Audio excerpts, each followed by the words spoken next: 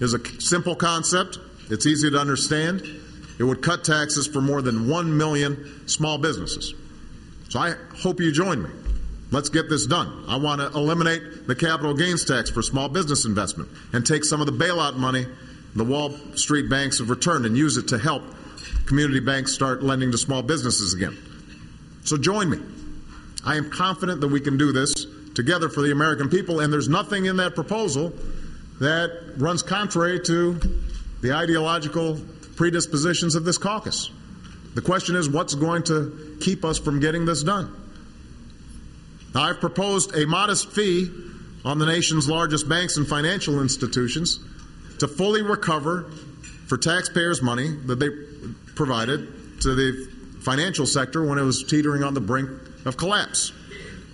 And it's designed to discourage them from taking reckless risks in the future. If you listen to the American people, John, they'll tell you they want their money back. Let's do this together, Republicans and Democrats. I've proposed that we close tax loopholes that reward companies for shipping American jobs overseas and instead give companies greater incentive to create jobs right here at home. Right here at home. Surely that's something that we can do together, Republicans and Democrats. We know that we've got a major fiscal challenge in reining in deficits that have been growing for a decade and threaten our future.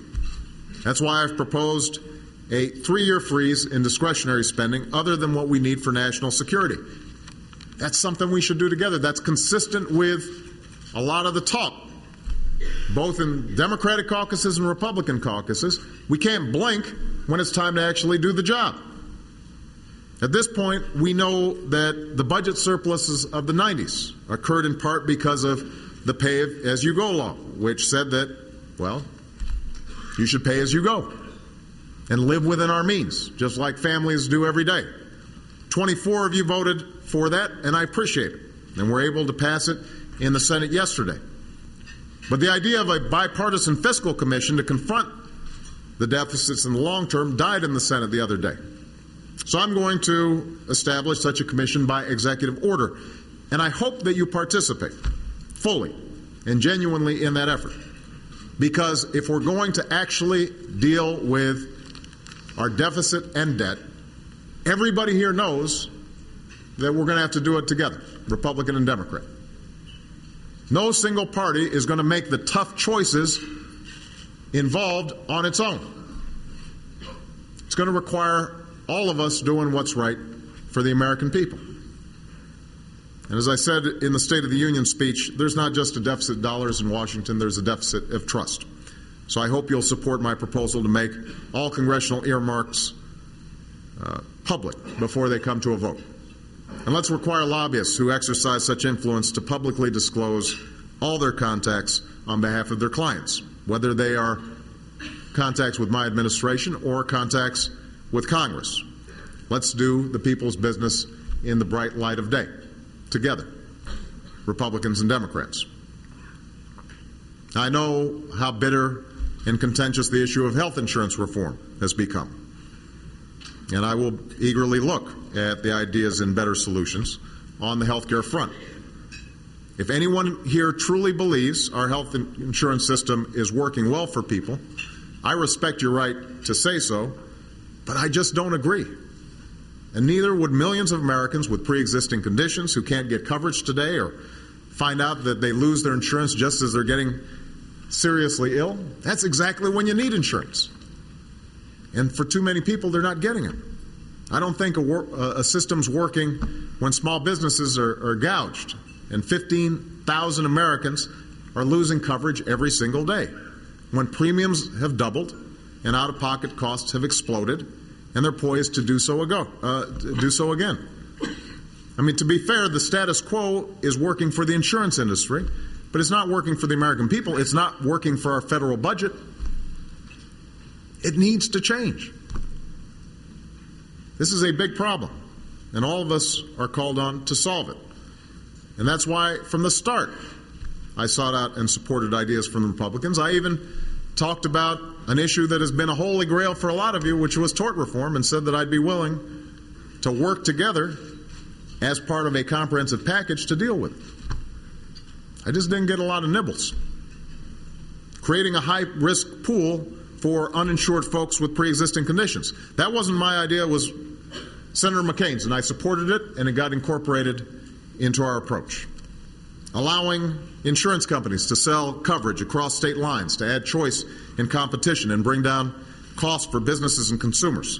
That's an idea that some of you, I suspect, included in this Better Solutions. That's an idea that was incorporated into our package. And I support it, provided that we do it hand in hand with broader reforms that protect benefits and protect patients and protect the American people. A number of you have suggested creating pools where self-employed and small businesses could buy insurance. That was a good idea. I embraced it. Some of you supported efforts to provide insurance to children and let kids remain covered on their parents' insurance until they're 25 or 26. I supported that. That's part of our package. I supported a number of other ideas, from incentivizing wellness to creating an affordable catastrophic insurance option for young people, that came from Republicans like Mike Enzi and Olympia Snowe in the Senate, and I'm sure from some of you as well. So when you say I ought to be willing to accept Republican ideas on health care, let's be clear, I have. Bipartisanship, not for its own sake, but to solve problems, that's what our constituents, the American people, need from us right now. All of us then have a choice to make.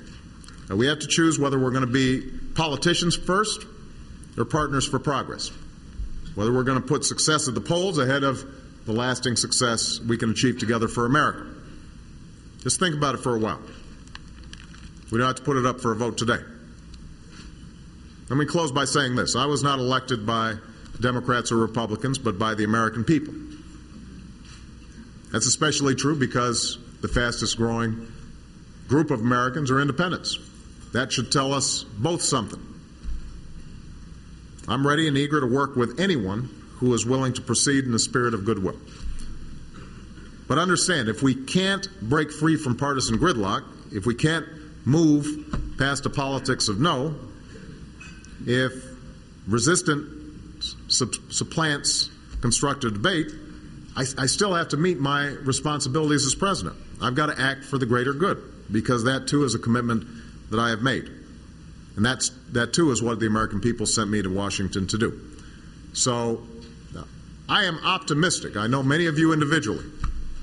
And the irony, I think, of our political climate right now is that compared to other countries, the differences between the two major parties on most issues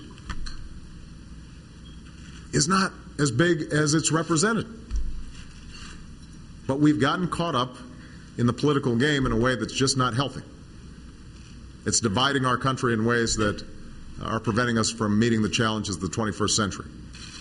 I'm hopeful that the conversation we have today can help reverse that. So thank you very much.